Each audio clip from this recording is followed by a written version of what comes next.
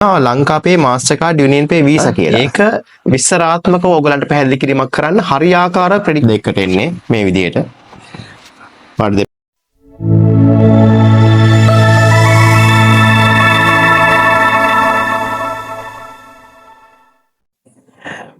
අයිබන් මං කලින් වීඩියෝ එකේ ඔයගලගේ කතා කරේ කමර්ෂල් බැංක් ක්‍රෙඩිට් කාඩ් එකක් කොහොමද ඇප්ලයි කරන්න කියන එක. තියෙන්න ඕනේ මූලික සුසුකම් මොනවද? එතකොට ක්‍රෙඩිට් කාඩ් එක ඇප්ලිකේෂන් එකක් හරියාකාර නිවැරදිව පුරව ගන්න කොහොමද කියන එක සම්බන්ධව මම වීඩියෝ එකකින් ඔයගලන්ට කලින් වීඩියෝ එකේ පෙන්නලා දුන්නා. ඉතින් මම හිතුවා ඒක ප්‍රමාණවත් මදි කියලා. මම හිතුවා ක්‍රෙඩිට් කාඩ් ඇප්ලිකේෂන් එකක් අරගෙනම ඒක විස්තරාත්මකව ඔයගලන්ට පැහැදිලි කිරීමක් කරන්න හරියාකාර ක්‍රෙඩිට් කාඩ් ඇප්ලිකේෂන් එකක් බාර දෙන්න. නැත්නම් පුරවන්නේ කොහොමද කියන එක සම්බන්ධයෙන් දැනුවත් කිරීමක් කරන්න. ඉතින් අද වීඩියෝ එකකින් මම කරන්නේ මෙන්න මේ මම ඩවුන්ලෝඩ් කරගත්ත වෙබ් එකේ කමර්ෂල් බැංක් වෙබ්සයිට් එකකින් ඩවුන්ලෝඩ් කරගත්ත ඇප්ලිකේෂන් එක හරියාකාරව පුරව ගන්න කොහොමද කියන එක සම්බන්ධයෙන් තමයි ඔයගලන්ව දැනුවත් කිරීමක් කරන්න යන්නේ. ඉතින් අපි වීඩියෝ එකට යමු. ඉතින් මේ ක්‍රෙඩිට් කාඩ් ඇප්ලිකේෂන් ෆෝම් එක ගත්තාම මේ තනි පිටු දෙකකට එන්නේ මේ විදිහට. පාඩ දෙපැත්ත print කරගන්න පුළුවන්. ඉතින් මේකෙදී ක්‍රෙඩිට් කාඩ් ඇප්ලිකේෂන් එක මුලින්ම තියෙන්නේ personal details එක කියන වාගේ පෞද්ගලික තොරතුරු කීපයක් තමයි ඒක ඒ කියන්නේ නිවැරදිව සඳහන් කරන්න අවශ්‍ය වෙන්නේ. ඒකේ මුලින්ම තියෙනවා your choice කියලා ඇප්ලිකේෂන් එක උඩින්ම තියෙනවා ලංකාපේ මාස්ටර්කාඩ් යුනියන් පේ වීසා කියලා. මම මේක ඉදිරි වීඩියෝ එකකින් ඔයගලන්ට සවිස්තරාත්මකව පැහැදිලි කිරීමක් කරන්න මොනවද මේ කියන එක. ඉතින් දැන්ට ඔයගලන් නිකන් හිතා ගන්න ලංකාපේ මාස්ටර්කාඩ් යුනියන් පේ වීසා කියලා කියන්නේ කාඩ් නිකුත් කරන ආයතන කියන එක. ඇත්තටම මේවා ඒ කාඩ් නිකුත් කරන ආයතන තමයි මම තවදුරටත් ඉදිරි වීඩියෝ වලදී ඔයගලන්ට පැහැදිලි කිරීමක් කරන්න මොනවද මේ කියන එක. ලංකාපේ කියලා කියන ආයතනයක්, මාස්ටර්කාඩ් කියන ආයතනයක්, යුනියන් පේ කියන ආයතනයක්, වීසා කියන ආයතනයක්. සාමාන්‍ය ලෝකේ ප්‍රසිද්ධම කාඩ් වර්ගයක් තමයි වීසා කියලා කියන්නේ. ඉතින් ගොඩක් දෙනෙක් වීසා වලට නැඹුරු වෙන්න හේතුවත් ඒකයි. මොකද ගොඩක් ලෝකේ ප්‍රොමෝෂන්ස් ඒ වගේ දේවල් ගත්තොත් වීසා කාඩ් එක හරහා තමයි මූලිකව මේ කාඩ් ප්‍රොමෝෂන් යන්නේ. ඉතින් ඒක නිසා මේ බ්‍රෑන්ඩ් එක ඔළුවට වැදලා තියෙනවා වීසා කාඩ් එකක් අනිවාර්යෙන් අපි ඇප්ලයි කර යුතුයි කියන එක. නමුත් මාස්ටර් කාඩ් එකේ වරදක් නැහැ, ලංකාපේ එකේ වරදක් නැහැ, යුනියන් පේ එකේ වරදක් නැහැ. ඒ කාඩ් ඔක්කොම එකයි. ඉතින් ඊට පස්සේ අපි බලමු වාගේ නම ලියන්න තියෙනවා සම්පූර්ණ නම. උපන් දිනේ දාන්න තියෙනවා, මේල් ෆීමේල් දාන්න තියෙනවා, date of birth දාන්න තියෙනවා, NIC number එක දාන්න තියෙනවා. ඊට පස්සේ විශේෂ තැනක් තියෙනවා මෙතන name on your card, name on card කියලා. name on card කියලා කියන්නේ ඔයාගේ වාට කාඩ් පතක්, ක්‍රෙඩිට් කාඩ් පතක් නිකුත් කරනකොට ඒ ක්‍රෙඩිට් කාඩ් එකේ ඔයාගේ නම කොහොමද print වෙන්න ඕනේ කියන එක. ඉතින් ඒකේ කොටු කීපයක් තියෙනවා. ඒ කොටු වලට අදාළව ඔයාට තනි නමකින් එක දාන්න බෑ. ඉනිෂියල් එක නමක් දාන්න පුළුවන්. දැන් මගේ නම ගත්තොත් දමින්ද ගුණසේකර නම් මට ඩී ගුණසේකර කියලා දාන්න පුළුවන්. එහෙම නැත්නම් දමින්ද ගුණසේකර කියලා දාන්න පුළුවන්. එහෙම ඔයාගේ නම print වෙන ආකාරය කොයි විදිහටද print වෙන්න ඕනේ කියන එක තමයි එතන සඳහන් වෙන්නේ. name on card කියලා කියන්නේ එන්නේ ඒකයි. ඒ වගේම තමයි ඒකේ ඔයා මැරි කරලාද සිංගල්ද කියන එක සිංගල් කියලා දැම්මොත් මේ ඇප්ලිකේෂන් එකේ පල්ලෙහාම තියෙනවා your spouse details කියලා.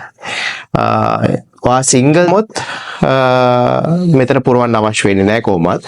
ඔයා මැරිඩ් කියලා දැම්මොත් මෙතන your spouse details අනිවාර්යයෙන්ම දාන්න ඕනේ. ඊට පස්සේ ගියපුවාම your mother's maiden name. mother's maiden name කියන එක ගොඩක් කට්ටිය පටල ගන්නවා අම්මගේ නම කියන එක සම්බන්ධයෙන්.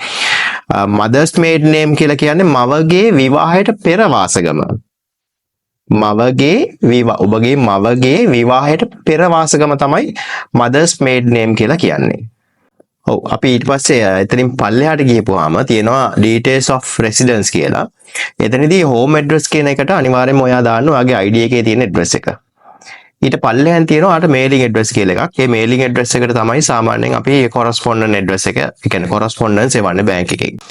ඒ වගේම SMS charge එකක් වදින්නේ නැහැ. SMS එකට yes දාන්න.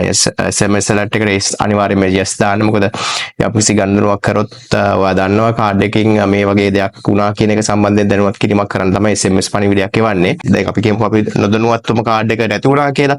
නැති වෙලා කවුරු හරි ගිහලා පාවිච්චි කරනවා. පාවිච්චි කරනකොට SMS alert එකක් එනවා මේ මෙහෙම කාඩ් එක පාවිච්චි වෙලා තියෙනවා කියන එක. එතකොට ඉක්මනට ඒ සම්බන්ධ ක්‍රියාමාර්ගයක් ගන්න හැකියාවක් ඔබට හැකි වෙනවා මේ SMS ක්‍රියාකාරීත්වයක් තිබ්බොත් මේ ක්‍රෙඩිට් කාඩ් එක. ඒ වගේම තමයි ෆෝන් නම්බර් එක දානකොට මතක තියාගන්න ඔයාගේ මොබයිල් නම්බර් එක සහ ලෑන්ඩ් නම්බර් එක. ගෙදර ෆික්ස් ලෑන්ඩ් නම්බර් එකක් තියෙනවා නම් ඒක අනිවාර්යයෙන්ම දාන්න මොබයිල් නම්බර් එකත් මෙතන හරියාකාරව සඳහන් කිරීමක් කරන්න. අවශ්‍යම දේ තමයි ඊමේල් ඇඩ්‍රස් එක. ඊමේල් ඇඩ්‍රස් එක සඳහන් කරන්න ඕනේ කියලා කියන්නේ මම අපි ස්ටේට්මන්ට් එක මාසේ ස්ටේට්මන්ට් එක ක්‍රෙඩිට් කාඩ් එකේ ස්ටේට්මන්ට් එක එවන්නේ වාගේ ඊමේල් එකට. ඒක නිසා ඊමේල් එක පැහැදිලිව සඳහන් කිරීමක් කරන්න ඕනේ. ඊළඟ ඇප්ලිකේෂන් එකේ ඊළඟ කොටස ගත්තොත් තියෙන්නේ details of a relative not living with you. කියන්නේ ඔයාගේ ඥාති වෙන කෙනෙක් වත් එක ජීවත් වෙන්නේ නැති වගේ ඇඩ්‍රස් එකේ පදිංචිට ඇති කෙනෙක් සම්බන්ධයෙන් තමයි මෙතන සඳහන් කරන්න අවශ්‍ය වෙන්නේ. මම කියන්න මූලික මේකේ හරය මොකක්ද කියන එක. මේක හරය වෙන්නේ එක තමයි බැංකුවට යම් කිසි ආකාරයක වාව සම්බන්ධ කරගන්න බැරි වුණොත්. අපි කිමුකෝ දීලා තියෙන contact numbers මුකුත් වැඩ කරන්නේ නැත්නම් අපි දෙවෙනි ඔප්ෂන් එකට යන්නේ මේ කෙනාගේ විස්තර වලට. ඒ කියන්නේ මෙයාට කතා කරලා අපිට බැංකුවෙන් යම් කිසි පණිවිඩයක් නැත්නම් මොනවා හරි අපිට බැංකුවෙන් දැනුම් දීමක් කරන්න අවශ්‍ය වෙලා තියෙනවා නම් මේ කෙනාව සම්බන්ධ කරගෙන තමයි අපි ඒ වගේ අවස්ථාවක ඔයාට මේ පණිවිඩය යොමු කිරීමක් කරන්නේ. නැත්නම් අපි අනිකුත් ඊමේල් මාර්ගයෙන් දීලා තියෙන ඊමේල් එකට ඒ වගේ අපි බැංක් එකේ යොමු කිරීමක් කරනවා හදිසි අවශ්‍යතාවයකදී සම්බන්ධ කරගන්න නොහැකි වුණොත් මූ හරහා ඔබව සම්බන්ධ කර ගැනීමක් කරගන්න තමයි අපි මේ අදාළ බැංකුවේ මේ අදාළ විස්තර ඕගොල්ලන්ගෙන් ඉල්ලන්නේ. එතනදී ඒ අදාළ කෙනාගේ සම්පූර්ණ නම දාන්න ඕනේ, රිලේෂන්ෂිප් එක ඥාති කෙනෙක් මොන වගේ සම්බන්ධයක්ද තියෙන්නේ කියන එක. ඊට පස්සේ යාගේ ගෙදර ඇඩ්‍රස් එක. ඊට පස්සේ යා වැඩ කරන කෙනෙක් නම් යාගේ ඔෆිස් ඇඩ්‍රස් එක දාන්න ඕනේ. ඒ වගේම යාගේ මොබයිල් නම්බර් එක සහ ෆික්ස් ලෑන්ඩ් ෆෝන් නම්බර් එකක්. ෆික්ස් ලයින් එකක්, ඒ කියන්නේ ලෑන්ඩ් ෆෝන් නම්බර් එකක් මෙතන සඳහන් කිරීමක් කරන්න ඕනේ. අපි කියමුකෝ එයා වැඩ කරන තැන නම් වැඩ කරන තැන ලෑන්ඩ් නම්බර් එක, එහෙම නැත්නම් ගෙදර ලෑන්ඩ් ෆෝන් නම්බර් එක, එයාගේ මොබයිල් නම්බර් එක මෙතන සඳහන් කිරීමක් කරන්න ඕනේ. ඊට පස්සේ එතනින් පල්ලෙහාට එන්නේ වාගේ එම්ප්ලොයිමන්ට් ඩීටේල්ස් ටික. මෙතනදී කාරණා මෙතන තැන් තුනක් තියෙනවා. employment status කියන එකක් තියෙනවා. if your current job is less than 6 months කියන එකක් තියෙනවා.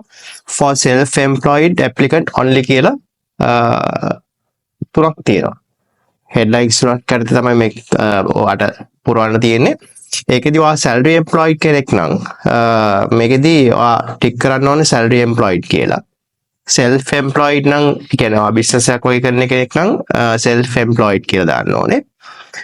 මෙතනදී ඔයා වැඩ කරන ස්ථානයේ මාස 6කට වඩා අඩු කාලයක් නම් ඔයා වැඩ කරලා තියෙන්නේ. ඒකේ අර if your current job is less than 6 months කියන තරම් තමයි ඔයා පුරවන්න අවශ්‍ය වෙන්නේ. මේ තුනම පුරවන්න අවශ්‍ය වෙන්නේ නැහැ. මේකේ ඔයා පුරවන්න අවශ්‍ය වෙන්නේ ඔයාට අදාළ ස්ථානයේ පමණයි. මාස 6කට වඩා වැඩි කාල සීමාවක් වාගේ ආයතනයේ වැඩ කරලා තියෙනවා නම් salary employed කෙනෙක් නම් වාගේ මුල් ටික විතරයි fill කරන්න ඕනේ. employment status යටතේ තියෙන ඒ 20 ටික විතරයි ඔයාට පුරවන්න අවශ්‍ය වෙන්නේ. ඔයා මාස 6කට වඩා අඩු කාල සීමාවක් නම් ඒ ආයතනෙත් එක්ක සම්බන්ධ වෙලා වැඩ කරන්නේ එතනදී ඔයා දාන්න ඕනේ ඒ අදාළ ඒ ස්ථානයේ 20 ටික විතරයි ඔයා දාන්න අවශ්‍ය වෙන්නේ. නැත්නම් ඔයා business කරන කෙනෙක් නම් අර දාන්න ඕනේ for self employed applicant only කියන තැන විතරයි ඔයා පුරවන්න අවශ්‍ය වෙන්නේ. ඇප්ලිකේෂන් එකේ මුල් කොටස ඉවරයි. දෙවෙනි පිටුවට යන්නේ. දෙවෙනි පිටුවේ පළවෙනියටම තියෙන්නේ supplementary card කියන එක තමයි තියෙන්නේ. supplementary card එකක් කියලා කියන්නේ ඔයාලට දෙන්න පුළුවන් තව additional card එකක්. ඔයාගේ limit එක යටතේම එහෙම නැත්නම් ඊට වඩා අඩු limit එකකට ඔයාට තව ඔයාගේ account එක යටතේම තව card එකක් නිකුත් කිරීමක් කරන්න පුළුවන්. මේකෙදී ඔයාට මේ card එක නිකුත් කරන්න පුළුවන්කම තියෙනවා ඔයාගේ immediate family member කෙනෙකුට විතරයි. අම්මා තාත්තා අක්කා මල්ලි පමණයි වාට නිකුත් කරන්න වෙන්නේ husband and wife. ඒ වගේ ළඟම ඥාති නැත්නම් විවාහයෙන් පසු වාගේ ස්වාමිපුරුෂයාට හෝ බිරිඳට වාට කාඩ් එකක් අරන් දීමේ හැකියාවක් තියෙනවා. ඉතින් ඒ 20 ටික තමයි මෙතන පුරවන්න අවශ්‍ය වෙන්නේ.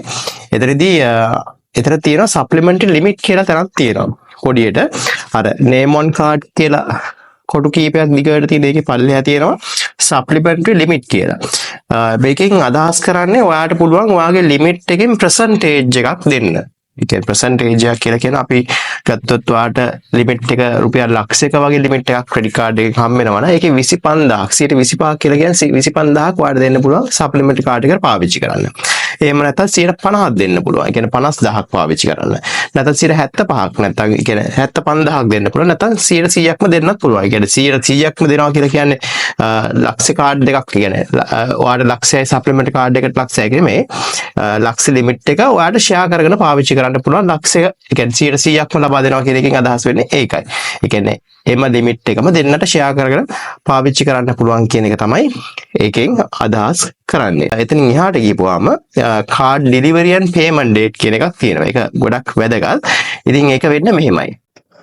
මෙහෙම කිව්වොත් due date එක ඒ කියන්නේ due date එක කියලා කියන්නේ ඔයාට කාඩ් එකට අදාළ ගෙවීම් කරන්න තියෙන දිනය. ඒ කියන්නේ cut off date එක වගේ තමයි. එතකොට මේ cut off date එක හැදෙන්නේ ස්ටේට්මන්ට් එක හැදිලා දවස් 21ක් ගියාට පස්සේ. ඒ කියන්නේ උදාහරණයක් හැටියට මෙහෙමයි. ඔයාගේ ස්ටේට්මන්ට් එක හැදෙන්නේ හැම මාසෙම 10 වෙනි. ඔයාගේ ඩියු ඩේට් එක වෙන්නේ දවස් 21කින් පස්සේ. ඒ කියන්නේ ජනවාරි අපි කියමු ජනවාරි 10 වෙනිදා නම් ස්ටේට්මන්ට් එක හැදෙන්නේ ජනවාරි 31 තමයි ඔයාගේ ඩියු ඩේට් එක වෙන්නේ. ඒතකොට මෙතන සඳහන් කරලා තියෙනවා ඔයාගේ ඩියු ඩේට් එක මාක් කරන්න කියන එක. ඒකේ මාක් කරන්න අපි ඩියු ඩේට්ස් කීපයක් දීලා තියෙනවා බැංක් එකෙන් 5 10 15 20 25 31 කියලා.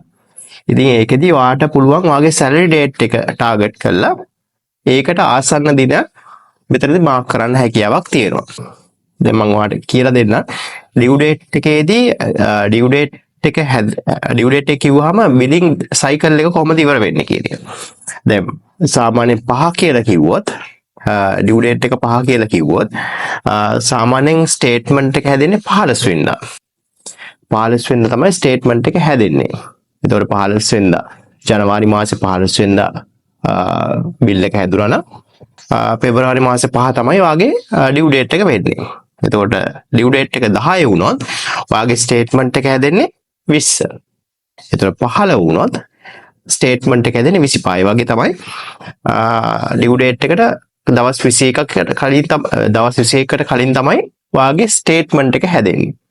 ඒ විදිහට තමයි ඩියු ඩේට් එක වාගේ අවශ්‍ය වෙන්නේ. ඔයාලට ළඟම දවසක් දාගන්න පුළුවන්. ඒ කියන්නේ සැලරි ඩේට් එක වාගේ නැත්නම් වාගේ මන්ත් ඉන්කම් එකෙන් දවසට ආසන්න දවසක් මෙතන තෝරාගෙන දාගන්න හැකියාවක් තියෙනවා. හරි. එතකොට දැන් ඔයා දන්නවා ඩියු ඩේට් එක කොහොමද වෙන්නේ, බිලිං සයිකල් එක කොහොමද හැදෙන්නේ කියන එක දන්නවා. ඊට පස්සේ වැදගත් කොටසක් තියෙනවා මෙතන. සෙටල්මන්ට් account number කියලා දාලා පොඩි කොටුවක් දාලා 5% නැත්නම් percentage එකක්ද කියන එක අහනවා. මේකෙන් කියන්නේ ඔයාගේ commercial bank account එකක් තියෙනවා නම් ඒකෙන් ඔයාගේ credit card එකට දාලා payment එක recover කරගන්න option එක මෙතනදී ඇතුළත් කිරීමක් කරන්න පුළුවන්. ඒක 105ක්ද 10ක්ද 15ද නැත්නම් 100%ක්ද කියන එක මෙතනදී ඔයාට එතන මාක් කරන්න පුළුවන්. ඒ මාක් කරොත් ඔයාට පුළුවන් ඉතින් ඔයාට බැංක් එකට යන්න අවශ්‍ය වෙන්නේ නැහැ. සැලරි එක ආවට පස්සේ එතනින් නිකන් මේක ස්ටෑන්ඩින් ඕඩර් එකක් වගේ ක්‍රියාත්මක වෙනවා. ඔයාගේ account එකෙන් ඔටෝමැටිකලි කැපලා ක්‍රෙඩිට් කාඩ් පේමන්ට් එක එතනින් සෙටල් කරගන්න හැකියාවක් තියෙනවා. ඉතින් මේ ටික තමයි මේ විස්තර ටික තමයි ක්‍රෙඩිට් කාඩ් ඇප්ලිකේෂන් එකක් පුරවද්දී ඔයගලන්ට හම්බෙන තැන් කීපයක් ගැන මම විශේෂ තැන් කීපයක් ගැන මම කතා කරා. ඉතින් ඒ විශේෂ තැන් වල ප්‍රශ්න තිබ්බ නිසා තමයි මම කතා කරේ. ඉතින් මීට අමතරව මම ඊළඟ වීඩියෝ එකේදී ගේන බලාපොරොත්තු වෙන්නේ ඇත්තටම ඉන්ට්‍රස්ට් එක හැදෙන විදිය. ඒ කියන්නේ ක්‍රෙඩිට් කාඩ් එකක් ගත්තොත් ක්‍රෙඩිට් කාඩ් එකේ බිල් එකට අදාළව ඉන්ට්‍රස්ට් එක කොහොමද හැදෙන්නේ කියන එක සම්බන්ධයෙන් තමයි මම ඊළඟ වීඩියෝ එකේදී ඔයගලගේ කතා කරන්න බලාපොරොත්තු වෙමින් ඉන්නේ. මම හිතනවා ඉතින් මේක ප්‍රයෝජනවත් වෙන්නේ නැති කියලා. ඇප්ලිකේෂන් එකක් කොහොමද පුරවන්නේ කියන එක සම්බන්ධයෙන් මම ඇත්තටම සතුටු වෙනවා මේ විදිහට මට පැහැදිලි කිරීමක් කරන්න ඉඩ ලැබුණ එක ගැන. ඉතින් බොහොමත් ස්තුතියි මගේ channel එකත් එක්ක එකතු වෙලා ඉන්න ඕගොල්ලන් හැමෝටම. ඉතින් මම ඊළඟ වීඩියෝ එකේදී මම කිව්ව ආකාරයට ක්‍රෙඩිට් කාඩ් එකේ ඉන්ට්‍රස්ට් එක සම්බන්ධයෙන් කොහොමද හැදෙන්නේ කියන එක සම්බන්ධයෙන් මම ඕගොල්ලන් එක්ක සාකච්ඡා කරනවා. ඉතින් නැවතත් හමු වෙමු. එහෙනම් ඔබට ජය.